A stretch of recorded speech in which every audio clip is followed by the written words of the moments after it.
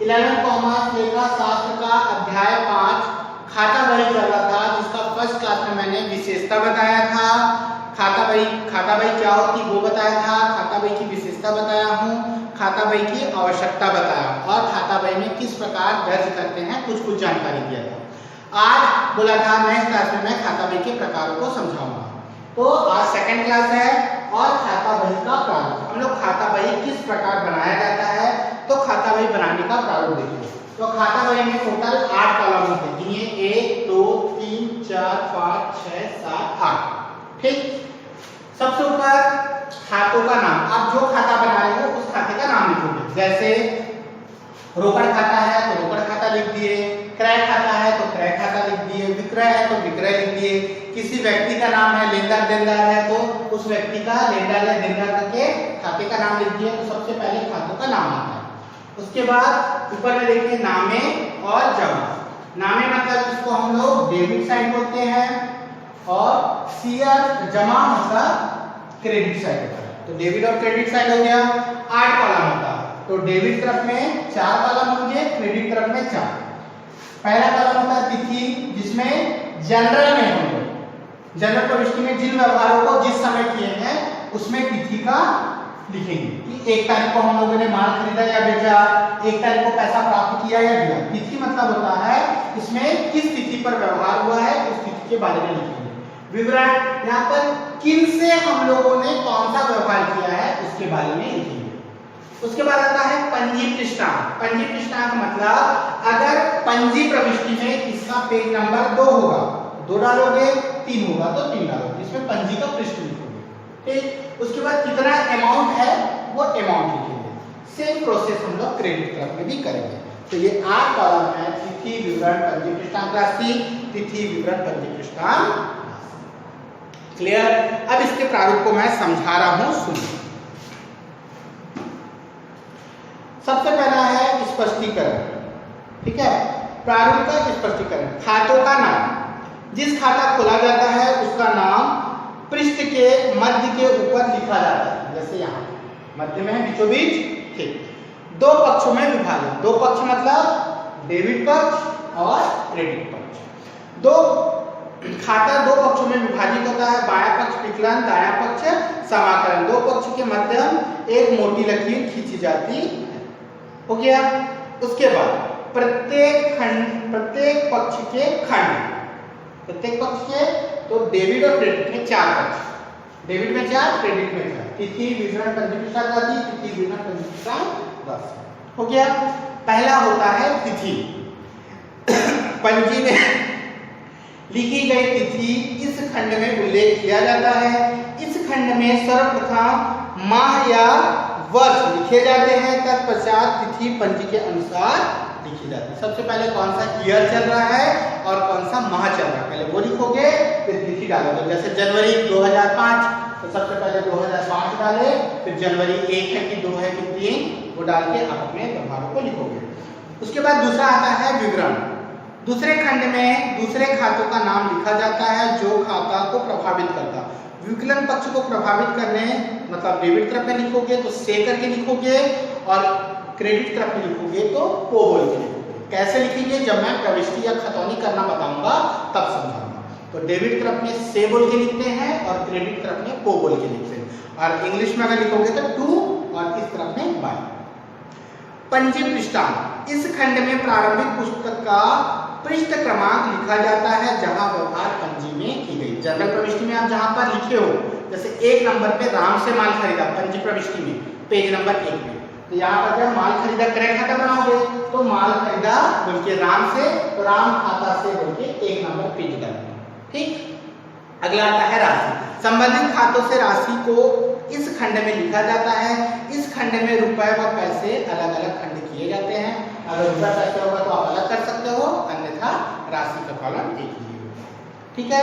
उसके बाद आता है पृष्ठांक या पृष्ठ क्रमांक लिखना।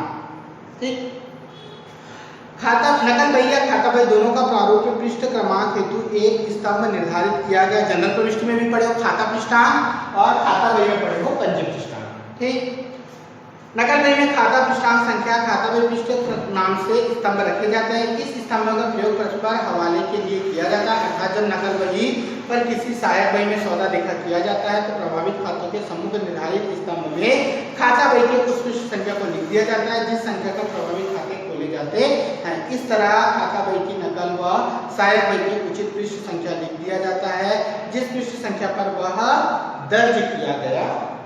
ठीक, अब आता है खतौनी। खतौनी का आशय नकल बही या अन्य सहायक बही के आधार पर खतौनी को खोले गए खातों को प्रविष्टियों को दर्ज करना ही खतौनी कहलाता है। ठीक है, जैसे आप इस पर लिख रहे हो, ठीक, तो इस पर जो लिख रहे हो यहाँ तिथि डाल के, यहाँ तिथि डाल के, यहाँ अमाउंट लिखे, है ना, यहाँ अमाउंट लिखे, तो जो आप दर्ज करे हो उसी क्रिया को यहाँ पर क्या बोला गया है, खतौनी। अर्थात जनरल प्रविष्टि के जो भी व्यवहार होंगे उस व्यवहार को आप खाता बही में दर्ज करने की क्रिया खतौनी कहलाती है। कि क्या आप खतौनी खाता बही में खतौनी किए हो, खतौनी से मतलब है क्या आप इसमें दर्ज किए हो, उसी को बोला जाता है खतौनी करना। ठीक, खतौनी का आधार खाता बही में खतौनी प्रारंभिक लेखी की बही के आधार पर की जाती है, चाहे वह नकल बही हो चाहे सहायक बही, जैसे क्रय विक्रय, है ना, रोकड़, ये सब खतौनी। उसके बाद आता है पृथक पृथक खाते खोलने। खतौनी के पूर्व व्यवहार से संबंधित व्यक्ति वस्तु आय व्यय के अलग अलग खाते खोलने चाहिए। जैसे राम है तो राम अलग, मोहन है तो मोहन का खाता अलग, रोकड़ है रोकड़ खाता अलग, क्रय है क्रय खाता अलग, विक्रय है विक्रय खाता अलग, सबका अलग अलग खाता खोलना चाहिए जिससे आपको संपूर्ण जानकारी समस्त खातों के माध्यम से या खतौनी किए गए माध्यम से पता चलेगी कि मैंने राम से कितना रुपए का माल, राम को कितना रुपए देना है, मोहन से कितना रुपए लेना है, कितना रुपए का माल खरीदा हूँ, कितना रुपए माल बेचा हूँ, है ना, कितने लेनदार हैं, कितने देनदार, ये अलग अलग रूप में आपको खतौनी के माध्यम से पता चल सकता है। एक नाम खाते पर एक ही खाता, जैसे जनरल प्रविष्टि में आप राम से माल खरीदो, है ना, और आप तिथि पर हर महीने राम से माल खरीदो, 5 तारीख को भी, 6 तारीख को, 8 तारीख को भी, 10 तारीख को भी, 25 तारीख को भी, हर तारीख को आप लोगों ने राम से माल खरीदा, है ना, ऐसा माल खरीदा। तो आप जितने बार राम को यूज करे हो, राम 2 तारीख को भी माल खरीदे, 3 तारीख को भी, तो हर बार राम का खाता नहीं हो, केवल एक बार उससे संबंधित खाता। जैसे राम से आप महीने में माल खरीदे हो तो अब यहाँ पर लिखो 2 तारीख को कितने रुपए का खरीदा, 3 तारीख को कितने का खरीदा, 5 तारीख को कितने का खरीदा, 4 तारीख को, ये सब आप तिथिवार एक जगह लिख सकते, किंतु बार बार एक खाते का नाम नहीं है, एक बार है तो एक ही बार उस खाते का नाम लिखोगे। उसके बाद संबंधित खातों में प्रभावित पक्ष में खतौनी करना। उसके बाद आता है खाते में प्रभावित पक्ष के दूसरे खाते का नाम लिखना। जैसे आप रोकड़ खाता है तो यहाँ पर जैसे हम लोग रोकड़ खाता बना रहे हैं, सपोज, है ना, समझा रहा हूँ उसको समझना। जैसे हम लोग रोकड़ खाता बना रहे हैं तो यहाँ पर हम लोग रोकड़ खाता बोल के नहीं लिखेंगे, एक बार लिखे ना ऊपर, तो अब अंदर का रोकड़ खाता उससे संबंधित नहीं, उससे संबंधित खाते। अगर ये डेबिट होगा तो इसका क्रेडिट वाला लिखेंगे यहाँ पर, और अगर ये क्रेडिट होगा तो इसका डेबिट वाला यहाँ पर लिखेंगे। ठीक, अभी कैसे लिखेंगे उसको मैं समझाऊंगा। अगर रोकड़ खाता डेबिट हुआ है तो उसका क्रेडिट वाला यहाँ पर लिखेंगे डेबिट तरफ में, और अगर रोकड़ खाता क्रेडिट हुआ है तो उसका डेबिट वाला क्रेडिट तरफ में लिखेंगे।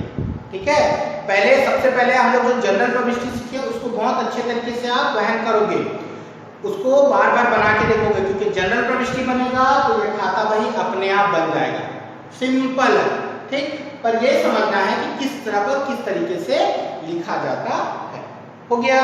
उसके बाद आता है से और को शब्द का प्रयोग। अगर डेबिट तरफ में लिख रहे हो तो डेबिट तरफ में से बोल के लिखोगे, और क्रेडिट तरफ में है तो उसको को बोल के, और इसको लिखते कैसे हैं वो मैं जब खाता बही खतौनी करना सिखाऊंगा तब बताऊंगा। पृष्ठ संख्या लिखना, तो आपको मालूम है यहाँ पर हम लोग पृष्ठ संख्या लिखते हैं यहाँ पर। ठीक, उसके बाद आता है खातों से संबंधित खातों का नाम कभी नहीं लिखा जाता। मैं बताया ना, अगर आप रोकड़ खाता बना रहे हो तो रोकड़ बोल के यहाँ पर अंदर दर्ज नहीं करोगे। उसके बाद आता है दिनांक व राशि, तो आप यहाँ पर दिनांक लिखो तिथि के स्थान पर, और राशि के स्थान पर रोकड़। क्लियर है? तो ये तो था खाता बही का कुछ थ्योरी। अब नेक्स्ट क्लास में मैं इसका खतौनी करना बताऊंगा कि किस प्रकार हम लोग खाता बही में खतौनी करते।